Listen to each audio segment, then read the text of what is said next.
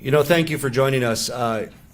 Some historians think that April Fool's Day dates back to 1582 when France switched from the Julian calendar to the Gregorian calendar. The old calendar had a New Year's date of around April 1st, and as the word spread about the change to the new calendar, people mocked and made fun of people that had the old calendar. Others believe April Fool's Day dates from old Roman traditions. But no matter where it stems from, I think we can all agree that, on this April 1st, if we were where we are today a year ago, and anybody would say, imagine yourself in a situation where you and your family have to stay home, you can't go to work, there's a global pandemic, schools are closed. I think anybody would have thought that was a very cruel April Fool's joke. And unfortunately, there are still those among us, not just in Colorado, not just in America, but globally, who consider this something of a joke. And to them, the message is clear. This is no joke. This is not an April 1st or April Fool's Day event. This is the very serious pandemic, the most serious global pandemic since the great influenza of 1918, about 1 century ago. And really, the only fool is us, and I mean us in the broadest sense, humanity, for not having had the necessary preparations in place to contain and prevent an event like this. We will, as a species, learn from this. I'm confident that the public health responses in China, in Italy, in the United States, across the world, will be in better place to prevent this kind of cruel joke on humanity, to reduce the likelihood and incidence in the future. But we know we are where we are today. There's no Monday night quarterbacking for this, and this is not an April Fool's joke. And we need to move forward with figuring out how we can best contain this crisis, save lives, and ensure that people can go back to earning a living as quickly as possible and limit the economic damage. And I know many Coloradans are wondering, in fact, we're all wondering, when will this be over? When can we resume some degree of normalcy? When can we leave our home and play with our kids on the playground? When can I start earning a living again? Frankly, a big part of the anxiety that many of us are feeling is not just the stress of staying in our homes, but also not knowing what the future holds. I have two friends of mine that have been diagnosed with COVID-19. One was hospitalized today, left a voicemail for him just before this. This will touch almost all of us, to be clear. Whether it's your friends, your family, whether you experience loss, or whether the medical intervention successfully saved the lives of your loved one. Just as we're seeing in areas that are a few weeks ahead of where Colorado is, Italy, New York, we know the trajectory of this virus, and we're doing our best to contain it. And I wanted to share with you the three factors that weigh heavily on my own decision-making process about how best to protect the people of Colorado and ensure that as promptly as possible, people can start earning a living again and reopen our economy. My administration is working tirelessly on all three of these factors that need to be in place so that we can find our way back to a level of normalcy. That means both economic and social normalcy. And I use the word normalcy because it doesn't mean it's the exact same normal that we took for granted 3 months ago, 6 months ago. But at least the ability to enjoy the Colorado we love and be able to put food on the plate for your family. We have to get there sooner rather than later. And these steps are absolutely critical for us to achieve that. The first part is, when will the viral spread be under control rather than expanding exponentially?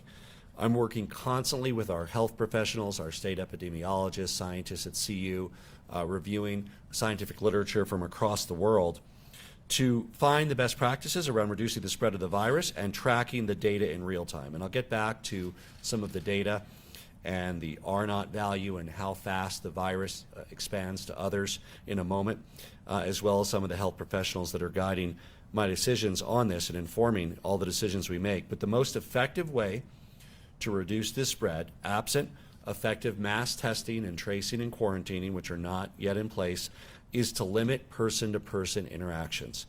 That's what we are doing as a state, and that's what you're doing. To save lives, you're staying at home, except when absolutely necessary to go out. Yesterday, I telecommuted from home all day. It was on a series of conference calls. We went out once.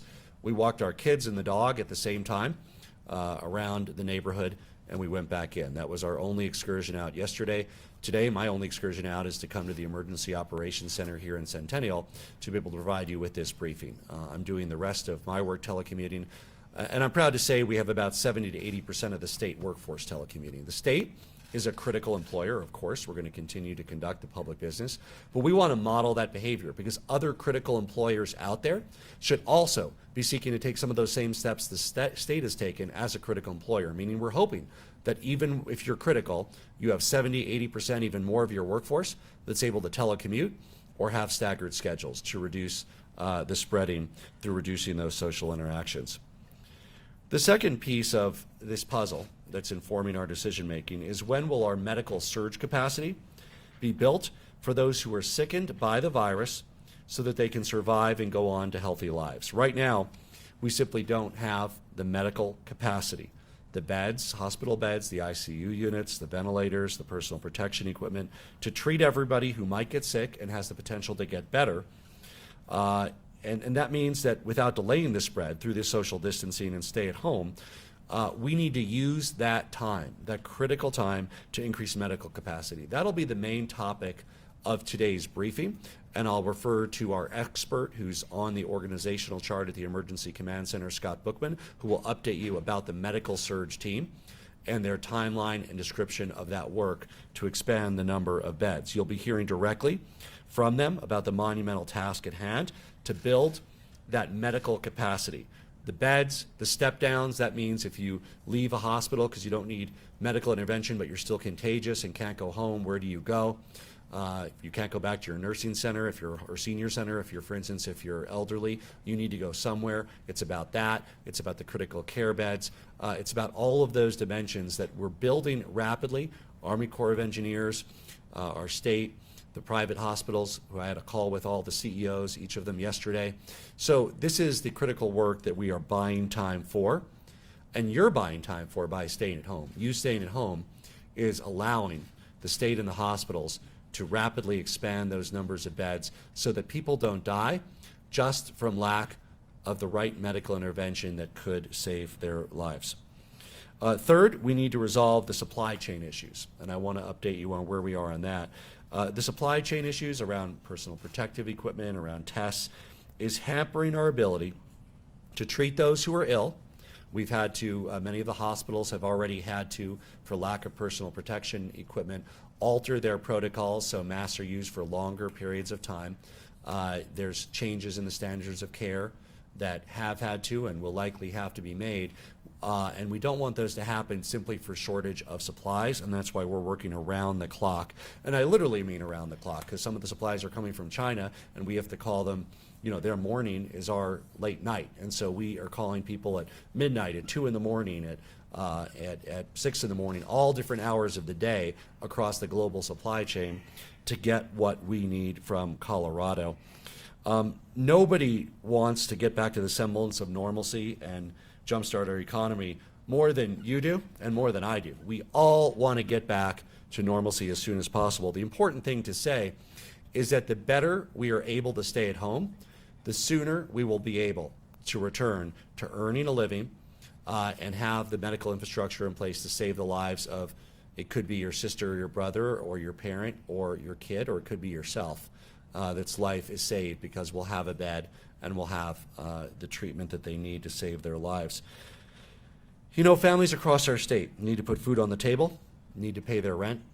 I'm grateful that the federal government will be sending $1,200 per person, $2,400 per couple, $500 per kid to almost everybody.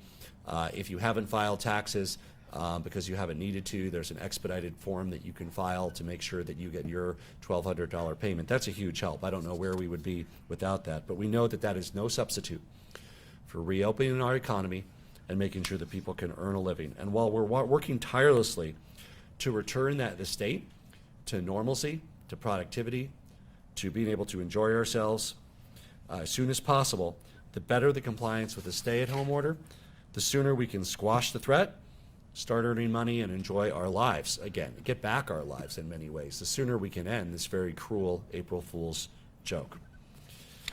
Slide 3, it gives a update. This is, again, not the 4 p.m. update, which will be issued shortly. It's a midday update. We now have 3,338 cases identified in Colorado. 612 people are currently hospitalized. 50 counties. 77 deaths. Our hearts go out to the families and loved ones of everybody who has been lost in this crisis. We've tested over 18,645 people, continuing to be one of the leading states in the number per capita of tests being granted. There'll be a further update at 4, and as we indicated at previous events, I want to talk about the R0 value now. The R0, the number of people that one positive person is likely to infect, was between 3 and 4 in Colorado before any social distancing measures went in. That was a catastrophe. We were literally seeing a doubling of the virus every 1.5 to 2 days in Colorado.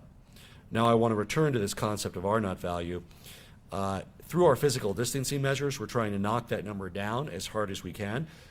We have to get that number below 1 for the virus to start to die out. We showed the progress being made in the sense that it was doubling approximately every 5 days instead of every 1.5 to 2 days. We'll continue to chart that. We hope that that increases, but ultimately, doubling every 6, every 7 days can still buy us time, but we have to ultimately get that below 1. It has to be reducing rather than increasing for us to be effective in stamping this out and being able to return to normalcy. Now, in an ideal world, we want to get this number as close to 0 as possible, so the likelihood of anyone being infected going about their daily routine is very low.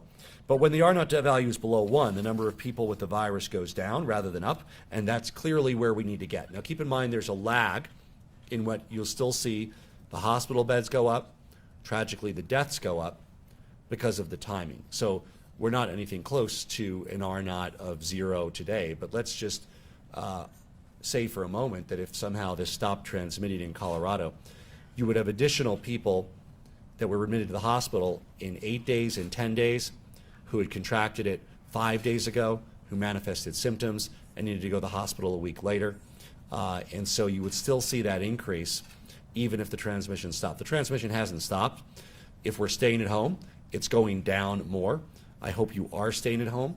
It's not just for saving the lives of others, it's potentially for saving your own life, and it's also for minimizing this horrific economic devastation and disruption so that we can get back to work and earn money and support ourselves and our families sooner rather than later. So we know right now we're doing this reduction in R0 with a mallet, and all of my thoughts and efforts and our innovation team and others are working to get to a place where we can do that with a scalpel, where it's identify and quarantine rather than these devastating measures that impact every single one of our lives. We now go to the visual representation of R0. This shows an R0 of 3, just so our viewers know what this means. 1 person spreading it to 3 to 9. This is why this virus has been so dangerous. It's extremely contagious, and that's why these extreme measures are being taken. Unlike, for instance, influenza, which has a great amount of resistance in the general population, A, people who've had their flu shots, but B, people who've had it and have had increased resistance because the pathogen has been out there. This is a novel coronavirus pathogen. There is little to none built up antibodies or resistance among the general population. That's why this is spreading like wildfire, just as the 1918 influenza did, when there was very little resistance among the population before the virus began. Next slide.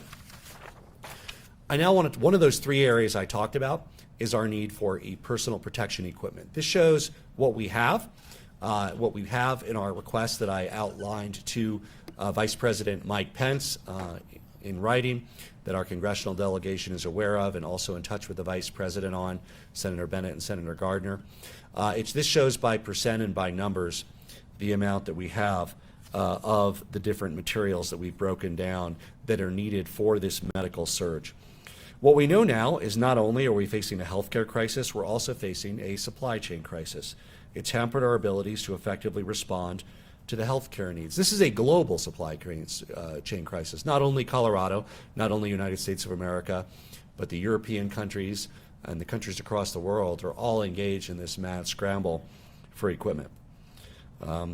I can't begin to express to you the frustration that I have about our inability to get the masks and supplies that we need into our healthcare system that usually cost 58 cents and are plentiful. Now, we know that the national industrial capacity will kick in. This is a short to medium term issue. Another reason that these extraordinary stay-at-home measures are needed, because in a matter of a month or 2 months, there will be masks flowing out of our ears. They'll be all over because the industrial capacity will be focused on that. But that doesn't help us for what we need next week and the week after. We know that not having gotten nearly enough from the federal government, we've really taken it upon ourselves as a state to engage in the purchasing that we need and the supply channels we need to make sure that the supplies for the people of Colorado are met. Next slide, please. And I have to tell you how crazy ordering in this environment is. It seems like every Coloradan, or at least the thousands that have contacted us, have a contact or an aunt or uncle in China or somewhere that's helping us. I want to thank the Chinese province of Hunan that is kindly sending us 10,000 masks. But we've also had to really scramble to be able to talk to Chinese factory owners and others. At one point, I even considered, should we send over our own state 747 to China and trust our negotiators to be able to fill it before it came back.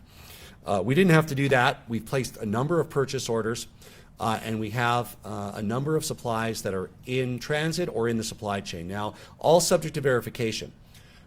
This might be April Fool's Day, but Colorado isn't going to be anybody's fool. We want to verify that the masks work and are not counterfeit before we pay for them. And this is a challenge in building through these relationships with suppliers that our state has never worked for. Now, first of all, it's a challenge that a state actor, a public actor, the state of Colorado, has an advantage in over private actors and hospitals, because when we're dealing with Chinese suppliers, they can inherently trust the state of Colorado more than they might trust X hospital or Y hospital or Z hospital that they might never have supplied, might not know about their credit rating, and might not know how legitimate they are other than being able to check their website. People fortunately do trust the state of Colorado, but we need to trust but verify, meaning thanks to scientists at CSU who are able to have testing equipment, we're taking samplings from PPE that will be arriving or has arrived at DIA in the coming days to be able to scale up those relationships with those trusted suppliers in China, as well as trusted domestic suppliers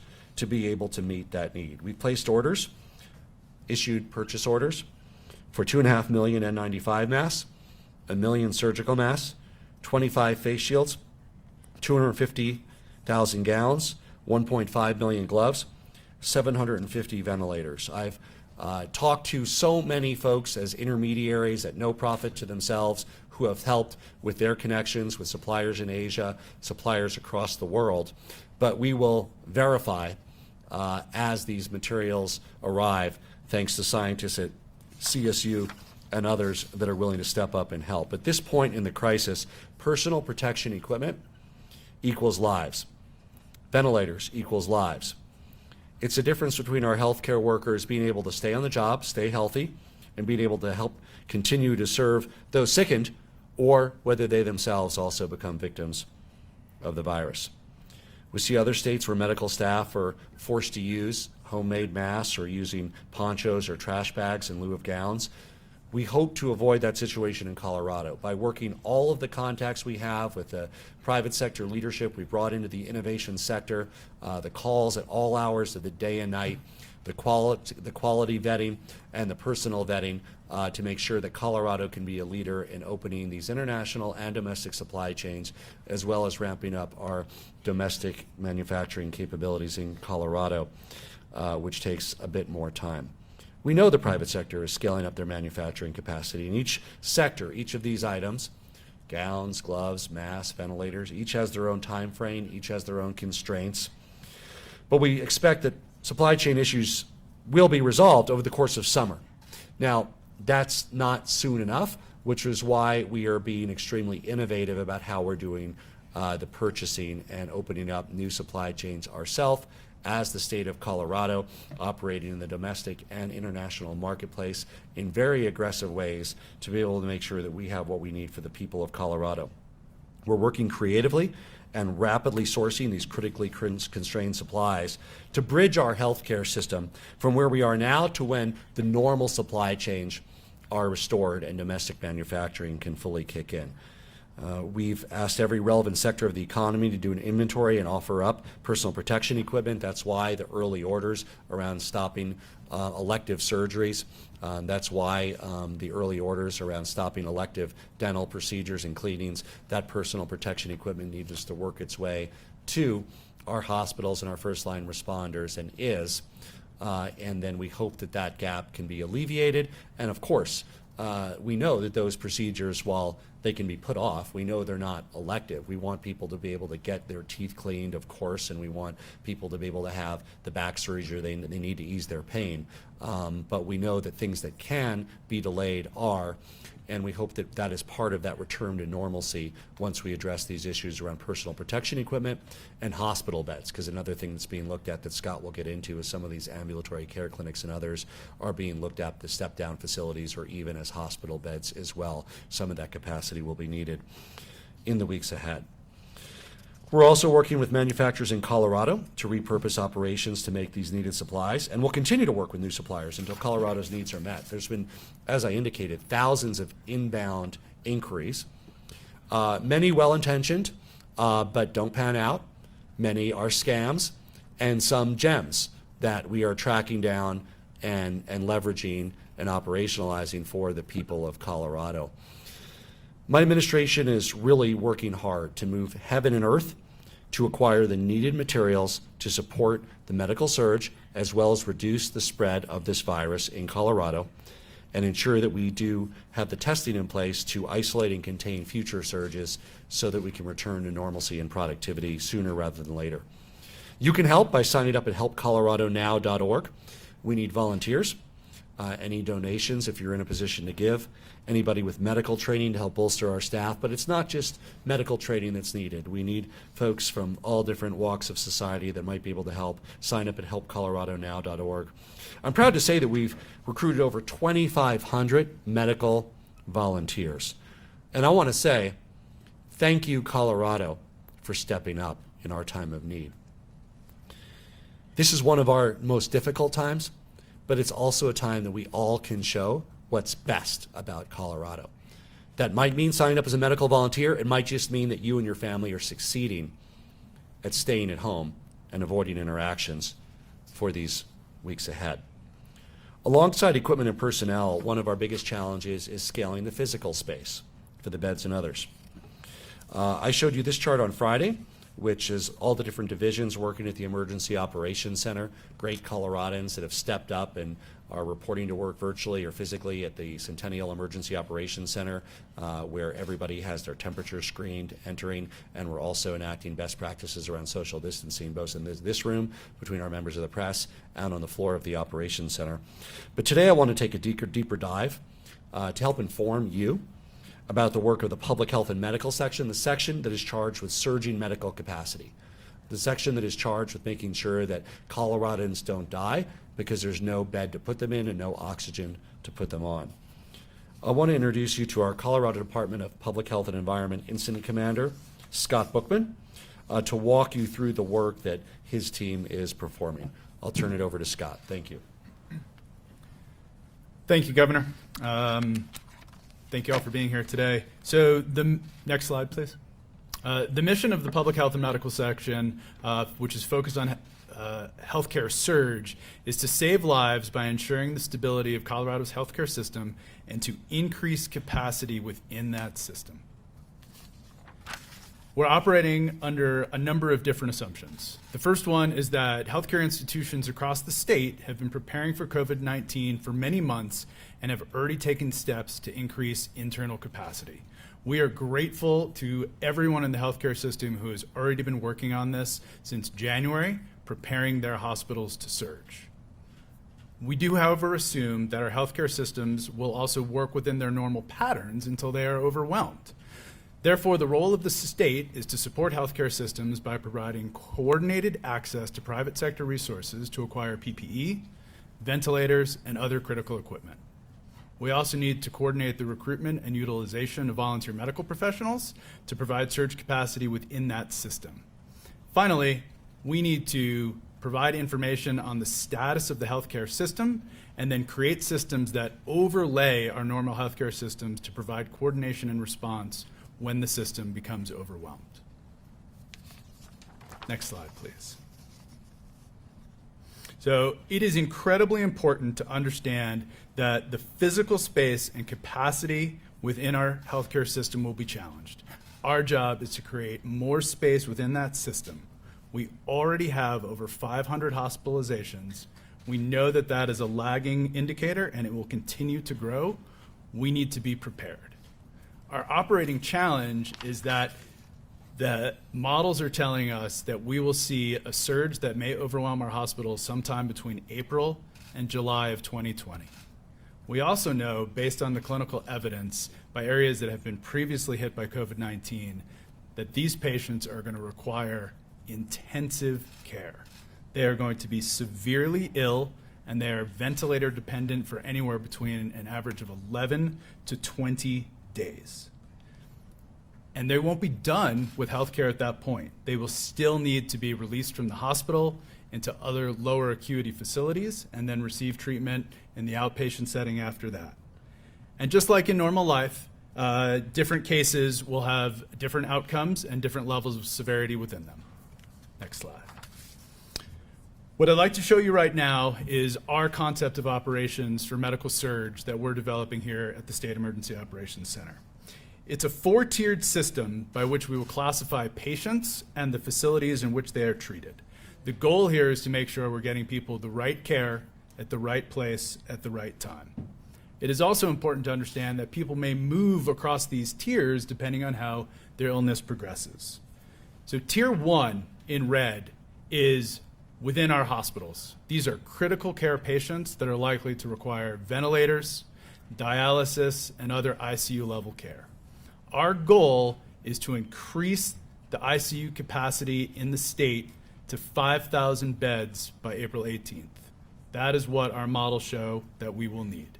We are doing this by partnering with our hospitals to work with them to gather extra PPE, extra ventilators, extra beds, and anything else that we can do to support them in those efforts.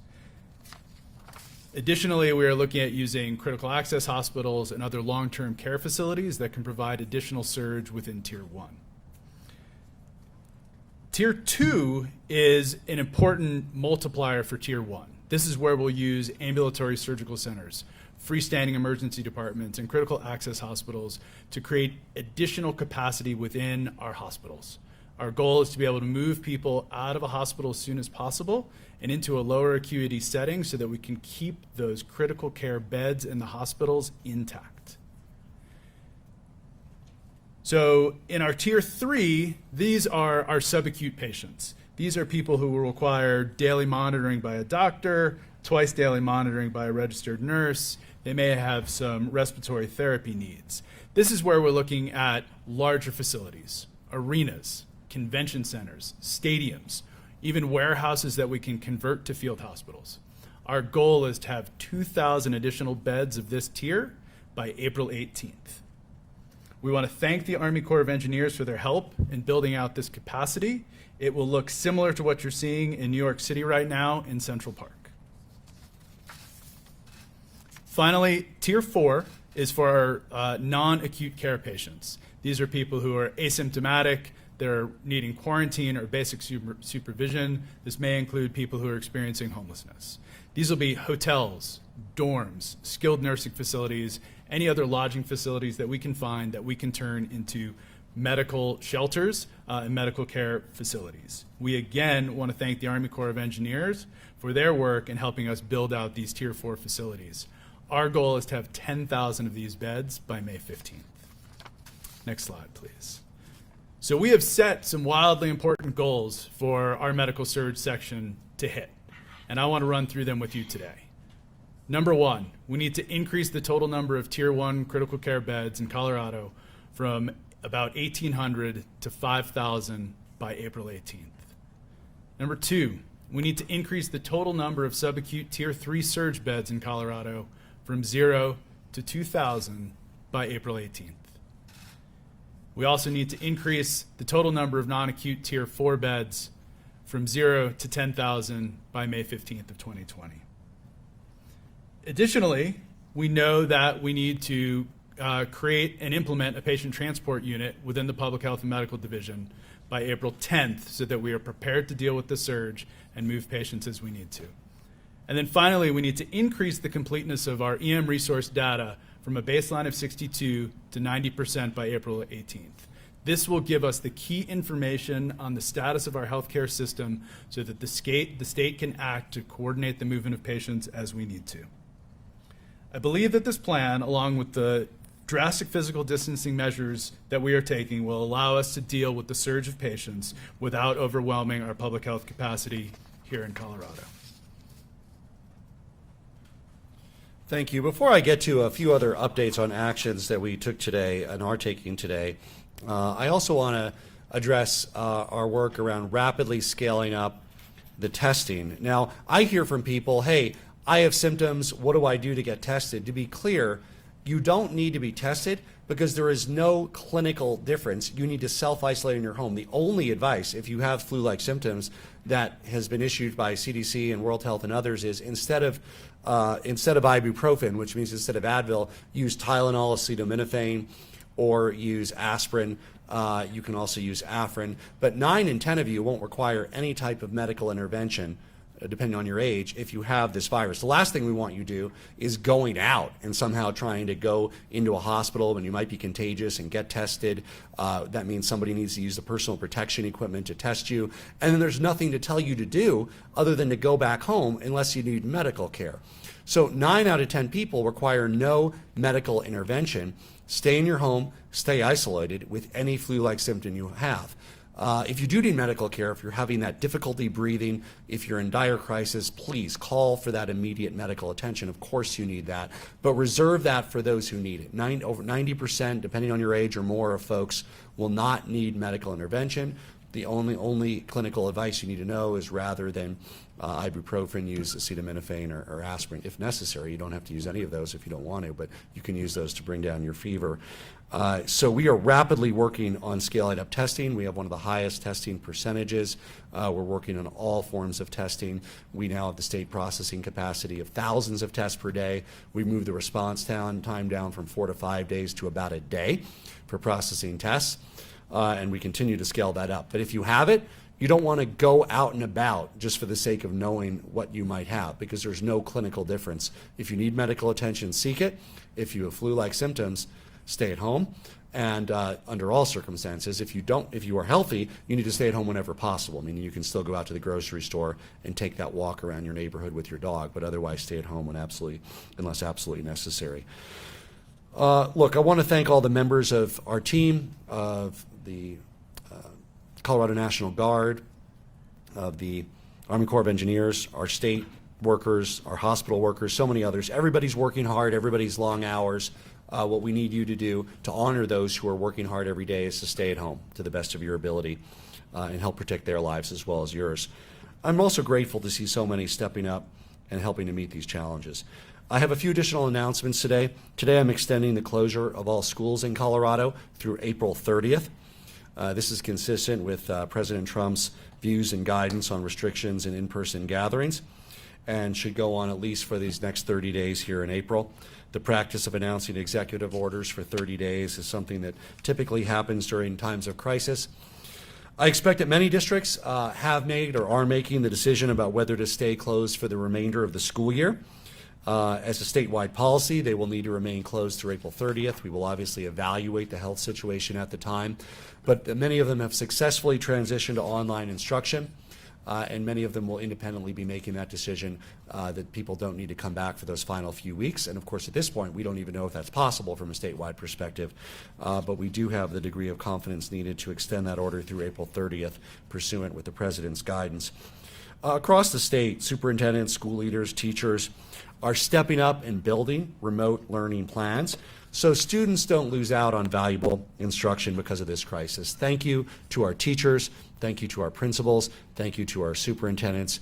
Colorado children will not fall behind academically because of their inability to attend in-person classes in their school. A lot of great examples across our state. Englewood School District prioritized family engagement by setting aside time each day for teachers to connect with families to answer questions that they have. In Canyon City, the school district has partnered with iLearn Collaborative, a local nonprofit, to give specific professional development to teachers on how to operate this new virtual environment. In Durango, educators even held a virtual parade to let students know that they're there. Here in Colorado, our educators are innovative and strong. We need to continue to prioritize creativity and to do the best we can in this virtual environment.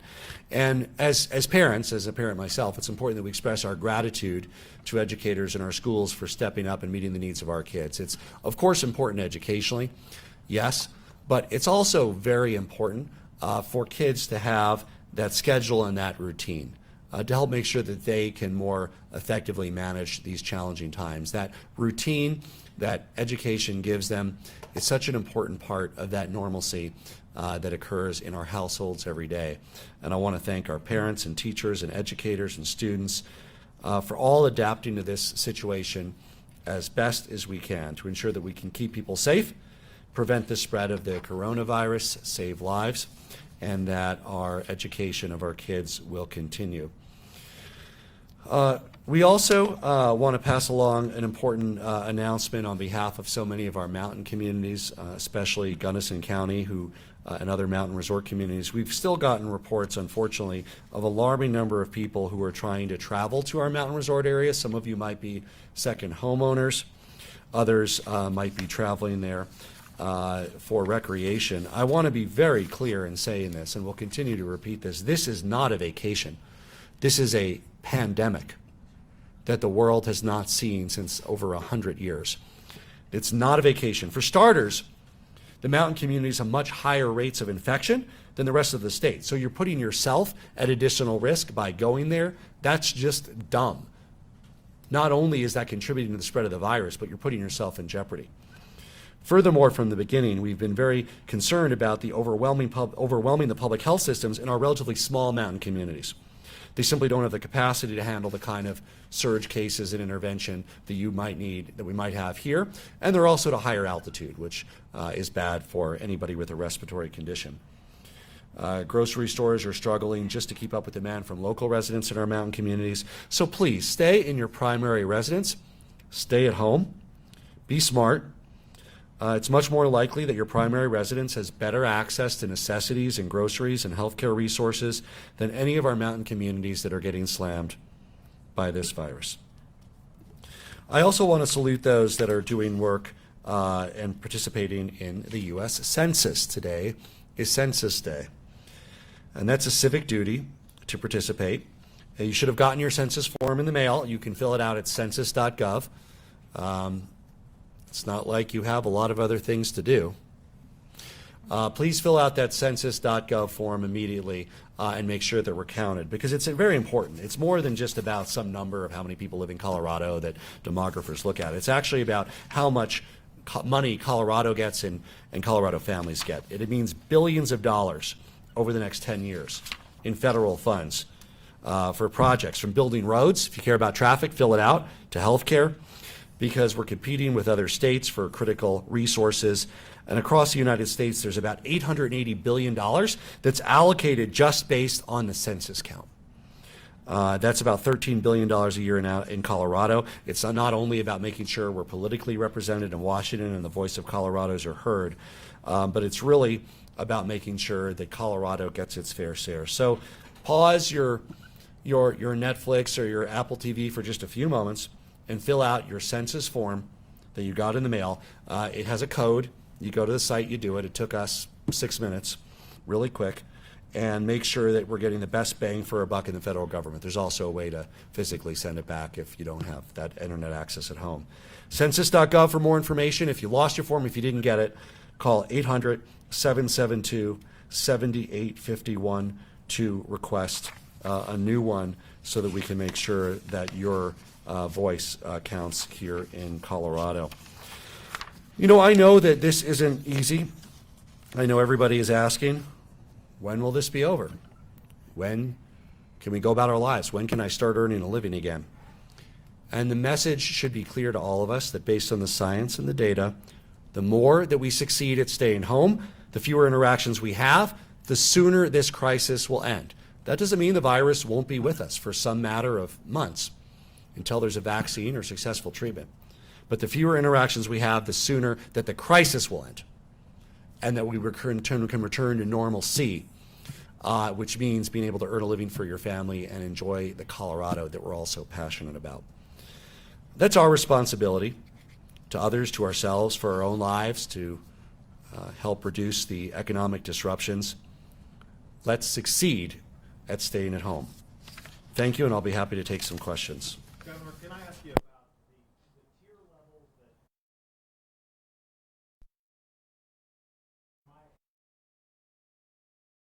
that at least more than 20,000 additional beds?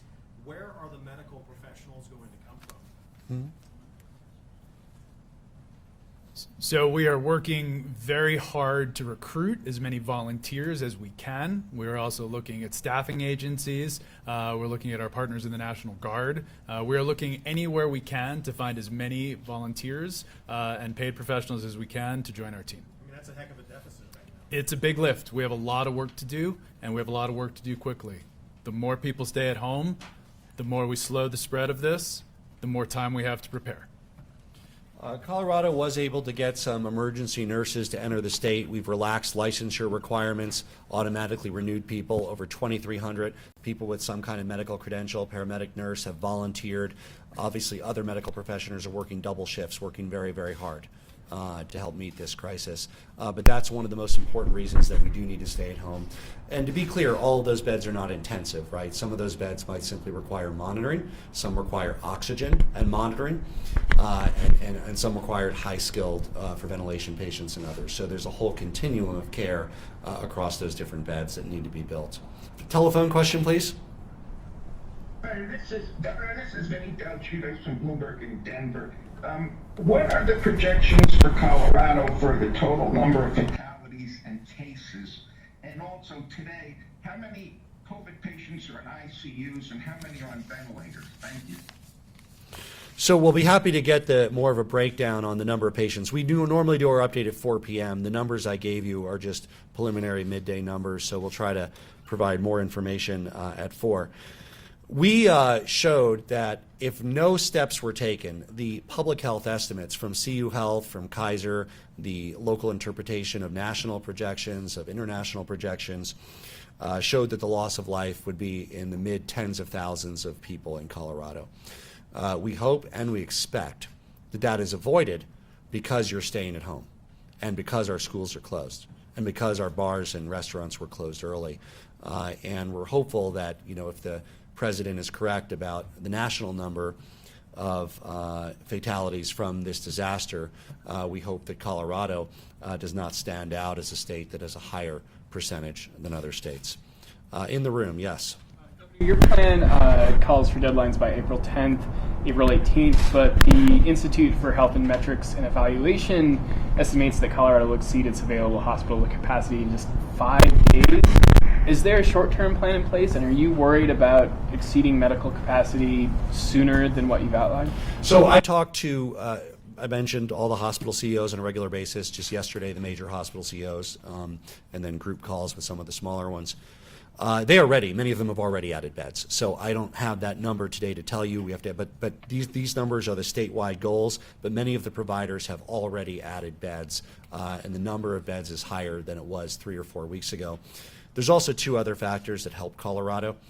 Our mountain communities, our resort communities, keep in mind that they have more hospital capacity than a normal community their size would, because they normally serve tourists that balloon the population of these counties 3 or 4 times seasonally. So while they still get overwhelmed, they have more capacity than a non-tourist community.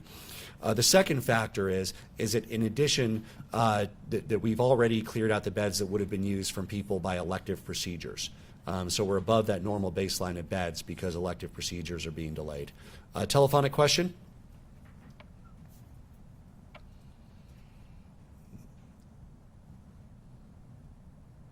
Okay, we'll go to one in the room. Mary Ann. Yeah, one of your earlier slides talked about the supply chain. We're hearing a lot of stories about states having to compete for these supplies. They get ordered and then somebody else comes in and swoops in and gets the orders that you may have placed. How confident are you that you're going to be able to get those supplies? We don't know that we have supplies until they're in hand and validated, because we have to be able to purchase from folks that we've never purchased from before. We're competing not just against other states, but private companies and countries across the world. And when they arrive on the plane, and when our CSU scientists test the masks, test the gloves, then we'll be able to say that we have them here. Until we reach that point, I don't know what we will have and what we won't have. Jesse? Governor, you just said that you're extending the school closures until April 30th. What are you doing about the stay-at-home order that's set to expire even before your school order was set? The stay-at-home order is the most extreme mallet that we are using to reduce the spread of the virus. It's being done on an urgent basis. We are going to look at the science and data in real time to find out when that can roll off and when we can turn to more normalcy. I hope, and I know we all hope, that that doesn't have to go to April 30th. On the other hand, according to the President's guidance and the data we have today, it quite likely might need to be extended beyond April 11th. But it's not a call we're going to make on April 1st. We don't know where we're going to be in 10 days. We're going to give people notice. We're going to make it based on the data we have a few days ahead of time. But it depends on how successful we are at staying at home. If we're successful staying at home and reducing the spread of the virus, we can roll off that most severe stay-at-home order sooner. That doesn't mean that things become normal right away. Even before that order, remember, workplaces were at 50% capacity. We closed restaurants and we had to close clubs. So it's all about when we can provide the maximum degree of flexibility and economic activity at the minimum risk. And it also depends how we're successfully implementing the health surge that Scott Bookman outlined. Telephone, please. Yeah, this is Erica Meltzer from Chalkbeat. Going to squeeze in two questions here. One, why not just cancel the rest of the school year now? And two, you cited a number of examples of distance learning that districts are doing. We know districts are doing good work, but also it's been very uneven. Internet access is uneven. Students have some pretty diverse needs. What support are you providing to districts to make sure that all students can learn?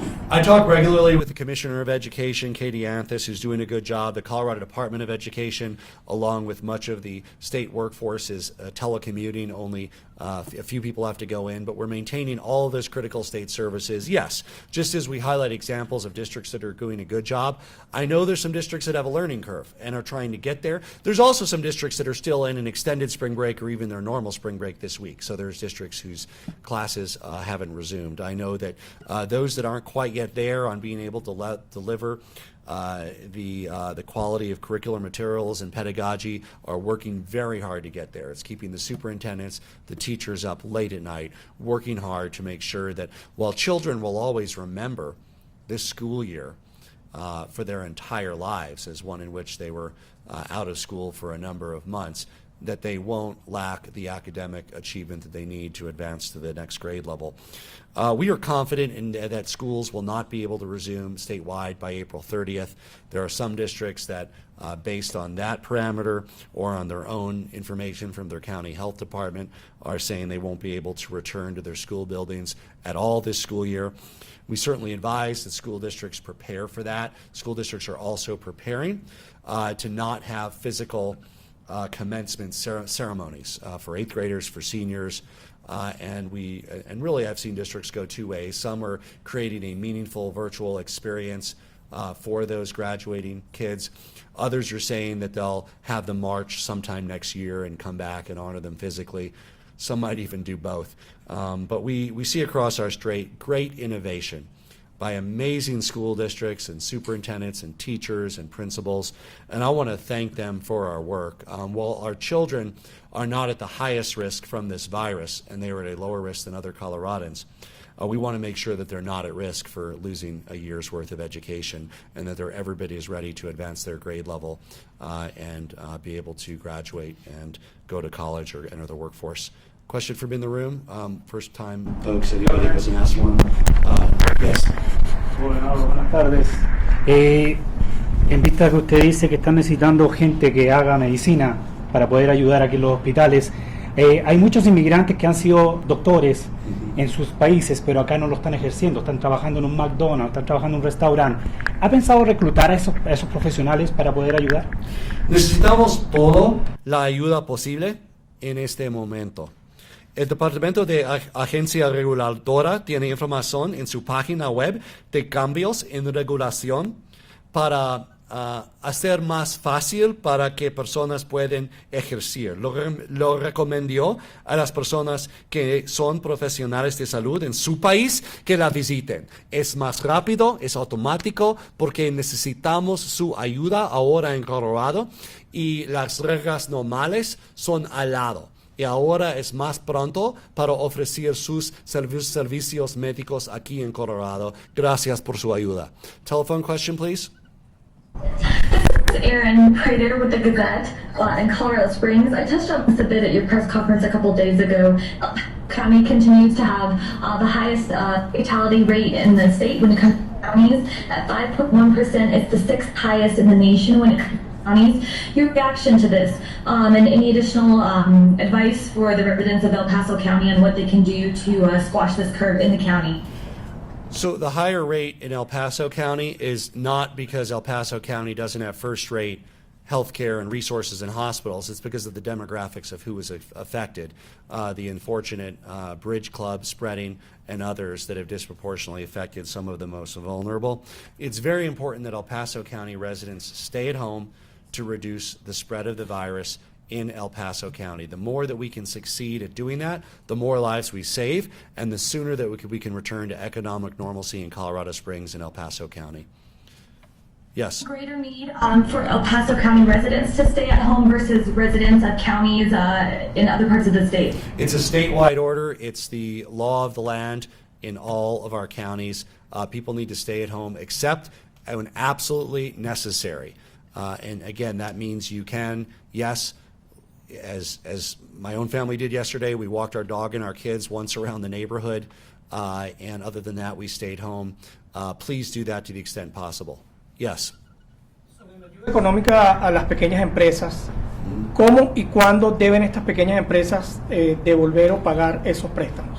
Sí, en acciones del gobierno federal ofrecen programas de loans para negocios pequeños. La información va a presentar en los próximos días porque queremos para todos los negocios en Colorado pueden obtener el dinero y la ayuda del gobierno federal. Ellos pasaron el ley hasta 2 días. Y la información sobre el ley vamos a presentamos en español y inglés en los próximos días. Yes. In recent days, you've said to us that the ventilator shortage is about 7,000. This chart you're giving us today says you guys want 10,000 ventilators. So that's a big difference. What does that say about how your office's expectations are evolving regarding the surge that's coming?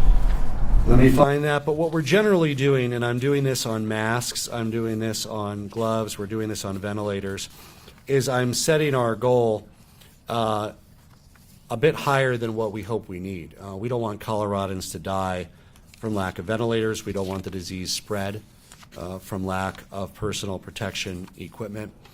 And if some of the orders fall through, if some aren't delivered on time or are defective merchandise, we want to make sure that we still have enough to be able to save the lives of Coloradans. We're hopeful that based on people succeeding in staying at home, I'm very hopeful that we won't need 7,000 and we won't need 10,000. But nevertheless, we want to prepare for that eventuality because I want to make sure that Coloradans know that I am doing my best and our team is doing their best to make sure that Coloradans don't die simply for lack of equipment. One more question from the phone. One more from the phone and then one more from the room. Phone, please. Hi, Brandon with Fox 21. Similar question about the ICU beds. On Monday, CDPHE said that they have about 1,800 right now, and they wanted 5,000 by summer. What new information came in to move that goal up 2 months to get 5,000 beds by mid-month? Thank you. This is Scott Bookman. We're continuing to evaluate the models, and we are looking at the worst case scenario. And the worst case scenario is it happens really soon, and we want to be prepared for that. We want to have as many beds as possible. We want to have as many ventilators as possible. We've set some interim goals, and then we've set some longer term goals. That's why you see the numbers get bigger over time. We know that if we need 5,000 ventilators, we should strive for 7,000. Eventually there are mechanical failures. We want to make sure that we have enough to save lives in Colorado. And I want, the people of Colorado should know that I'm pushing these men and women, I'm pushing these guys as hard as I can. Whenever they're giving me something, I'm saying, can we do it sooner? How can we do it sooner? How can we prepare for more? So anything they're giving me, I'm looking at every possible way that we can have it sooner. Because if we need it later anyway, at least we had it ahead of time. And the other scenario I'm worried about is that this continues to worsen globally, and it's harder, if not impossible, to get that equipment when we need it, even if it's later. So I want Coloradans to be able to know that we're pushing everybody as hard as we can to have it sooner rather than later if the global free-for-all and competition becomes even worse. Last question from the room. Governor, Dr. Moss. We'll take yours after that. Last two. Sorry, Go ahead. Dr. Moss told us last night that the apex of this in Colorado early on that he had maybe talked with you about was May 1st. He then said it's looking good because of the stay at home, that it may be now April 17th. What are you hearing about, at least realizing that things change? So I don't have the exact things he said, but he probably didn't say because of the stay at home, because we simply don't know the epidemiological impact of that yet. What we have is the impact of the bars and restaurants closing. It's promising. We're going to track that every day in terms of the doubling time of the virus, but the virus is still doubling. Because of this lag factor, we won't see the exact impact of the stay at home for about another week to 10 days, about a week from now. So we're going to be reporting on that in real time. But what we're seeing now in the reduced spread, closure of schools, closure of bars, closure of restaurants, those are the measures that went in early enough where, remember, 4 or 5 day incubation period, 5 to 8 days needed till hospitalization. But we do see initial indicators that those steps have helped push back the date of the peak and given time for this medical surge that Scott Bookman briefed you on today. Go ahead. Governor, I find it interesting that you mentioned that you were at one point even considering sending your own 747 over to not mine personally, to be clear.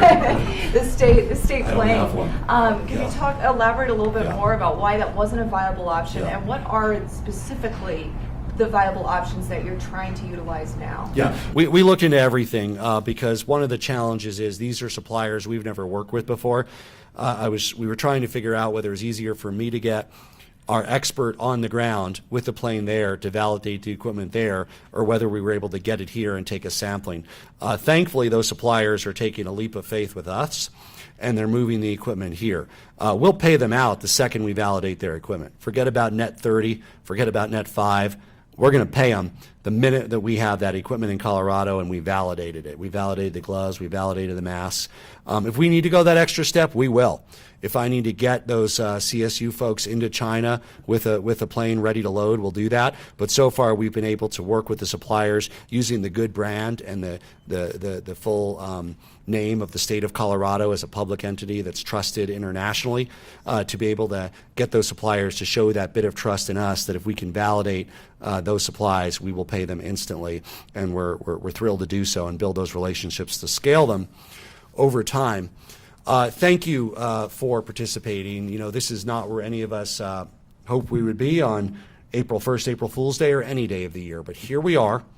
And as Coloradans, as Americans, as residents of the world, we all are doing our best to stay at home, to save lives, and hasten the return to normalcy so that we can earn a paycheck and support ourselves and our family. Thank you for doing your part. And thank you for doing your part to help save the lives of our medical professionals and others and our most vulnerable who are putting their own lives at risk every day. We're asking you to stay at home. I know that you're doing your best to do so, and I encourage you to continue to do so as we show the data of what this accomplishes and we grow the medical capacity to reduce the likelihood that any Coloradan loses their life simply because we didn't have a bed or a ventilator that could have saved them. Thank you. Governor Holtz, can you take one more from the phones? We're done. Thank you.